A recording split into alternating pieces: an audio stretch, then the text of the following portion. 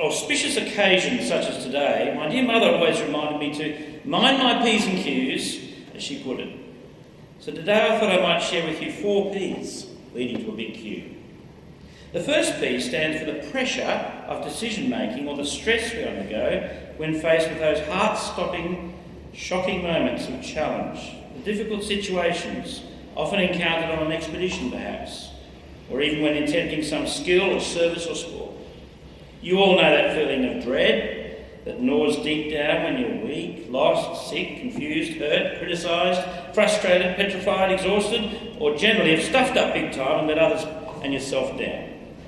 We struggle to hide it and we stay super cool on the surface, but the butterflies are all swarming in the stomach. Do you remember that feeling? Let's be honest here. Yes, there are times that we confidently get one track fixated and cheerfully head off, often leading a whole group 180 degrees in absolutely the wrong direction. Yeah? Well, learning to deal with this sort of humbling situation is one of the most formative aspects of Dukes that can build enormous reserves of resilience for the future. Facing up to what is wrong in life and dealing with it calmly and methodically is part of what a Gold Award stands for. Well done you for the obvious progress that you have all made in this area. I've learned much about handling challenging pressures that tempt us all to panic and despair. Such lessons have been repeated many times for me in pressure situations, such as a whiteout and a gale in the snowy mountains, traversing crocodile-infested rivers and rainforests in North Queensland, or slogging forever upwards or downwards on the Kokoda track. The second P stands for places of significance. Now, a place can become so significant to us because it is associated with something very important that happened there that we let it reside ever close to our heart and mind as an important symbol that will guide us and encourage us through life. I'm grateful that our Thomas Hassel Anglican College principal, Mr. Ross Whelan, here today, has had the foresight to see the importance of this, such that he has led our college to commit to regular Kokoda track walks that happen almost annually now and provide an excellent gold experience and an opportunity to bring gifts to the Indigenous population. But there are also many personal places for us that mean something. For me, for example, there is Burnt Hat Rock, where a memorable Duke student once mistakenly dropped his hat into the campfire near a large rock at Mob Swamp on the Wild Dogs Walk, some of you'll know, and then became so proud of its symbolic value as a reminder of all the tough yakka and mateship of Dukes that it became very special to him that he proudly wore the burned remnant for ages afterwards. He did not want to forget Dukes and what it stood for, and every time I pass that rock now, I think of him and what Dukes did to give him confidence and identity as he learned endurance and sacrifice. The third P stands bravely in our multicultural society for peer support. The affirmation and encouragement of your group, your peer team, is at the heart, the very heart, of all that Duke stands for. It helps to give you identity, an enormous impetus to attempt all that you have been putting in the too hard basket, or all those things that you may not have even dreamed possible.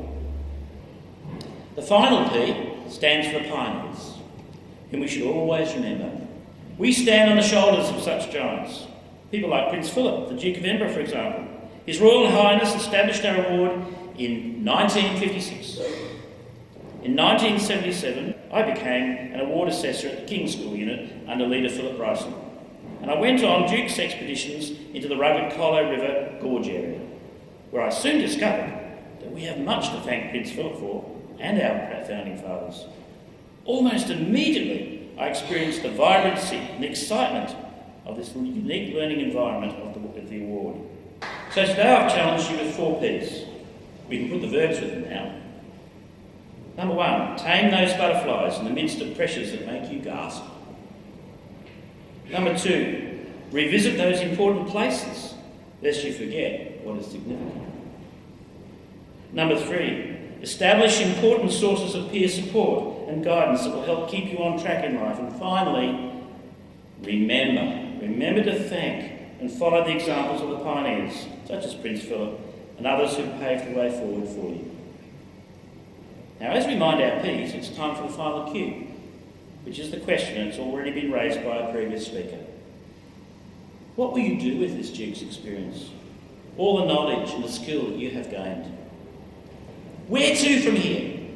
It's all too easy to fall in with the trend of this world and chase self-centred comfort and ease. But you are now equipped to give back to society valuable skills and experience that you have gained.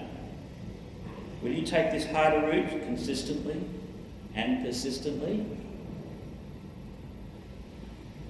I'm thrilled that 4 gold awardees here today from our Thomas Hassell Anglican College Dukes unit have each offered to return and help lead on future expeditions to assist with other Dukes activities.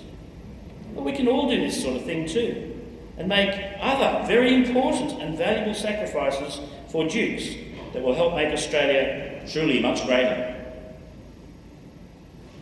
So let's keep alive the vision of our pioneers as we learn that in this sort of sacrifice we gain much fulfilment too. May we all take this road less travelled. I'm convinced that it will make all the difference.